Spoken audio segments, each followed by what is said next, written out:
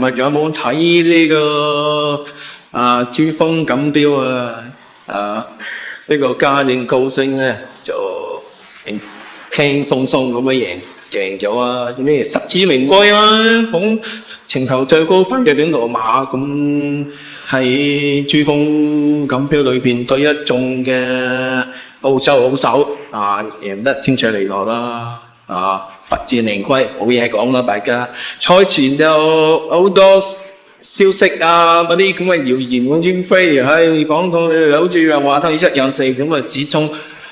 都係咪大家睇到結果啦，都係香港代表呢個嘉應高升贏啦，成個團隊都做得好好，我亦都好興奮都有意思嘅一個嘅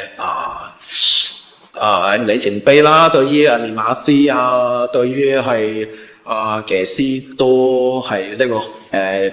更上一層樓嘅一個成就嚟啦，係咪？咁講翻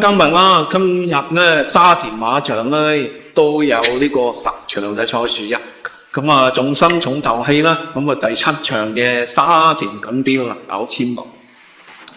咁呢場重頭戲啦，咁講少少題外話啦。咁唔知大家相信呢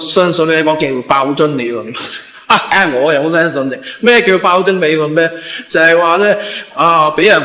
落完一次面又一次面，就或者有啲嘢咧輸開就輸，贏開就贏，呢種叫爆樽嘅理論啦。呢個係有時會係一個你話佢巧合又好，一個係轉咗環境又都有啦。但係即係世事嘅嘢就係咁邪啦，係嘛？咁講翻呢一場點解會引用呢個爆樽嚟嘅理論啦？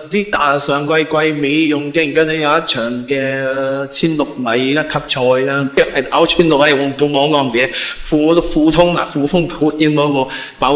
1600米嗰個賽嗰個名同名唔記得啦。咁今日咧沙田錦標咧就係2級賽嚟嘅，又係1600，咁好多對手都對過噶啦，掛流話又真係冇油氣泡啦，標誌銀行運帝王呢幾隻都上次都有喺同場較量嘅，甚至乎祝願都係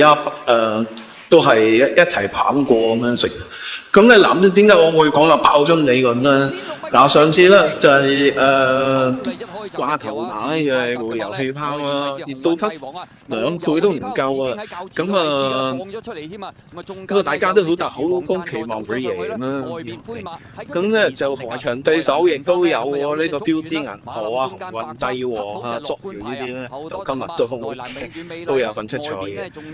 咁嗰場一級賽平榜嚟嘅。咁嗰場咧就鴻運帝王就排外檔嘅12檔，咁今日嘅13檔冇油氣泡咧，就今日就負135磅，咁嗰場咧就負126磅啦。咁咧嗰場咧就鴻運帝王咧一出閘彈咗出嚟，咁咧就但係冇油氣泡都唔慢佢，冇油氣泡佢檔位仲耐咗佢添啦，係要喺裏邊。咁咧由頭基本上嗰場就係由頭到尾都係前面呢兩車把得好啱嚟嘅，咁咧就到埋咧就少少啦，係隻鴻運帝王90倍贏會少少，咁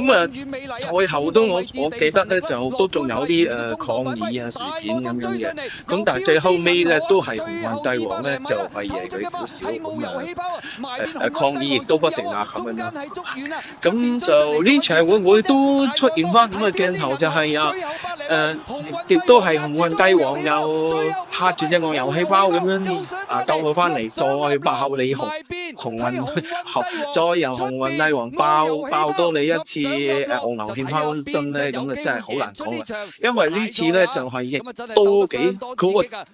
形勢都幾似層次嗰個情況咁樣嘅，就鴻運帝王都係排出邊嘅，都係排13檔，而紅油氣泡咧嗰個亦都係排。咁呢次亦都有隻維港智能維港智能就由千年千四馬啦，咁跳上去跑1600，咁估計咧個步速應該都快嘅，因為你有維港智能嗰啲跳上嚟跑1600咧，咁佢2300速度嗰啲快開咧，亦都慢唔到幾多，咁所以咧基本上鴻運帝王都好打嘅，會唔會呢次有鴻運帝王爆多一次遨遊氣泡樽咧？真係好難講啦。我就睇到一線嘅，因為你有成廿幾倍啦，鴻運帝王依家啦，係嘛？咁遨遊氣泡又換咗人啦，咁啊亦都個形勢好似都條件面嘅條件好似冇上次咁好啲，咁所以我覺得呢隻會再有機會打多條數。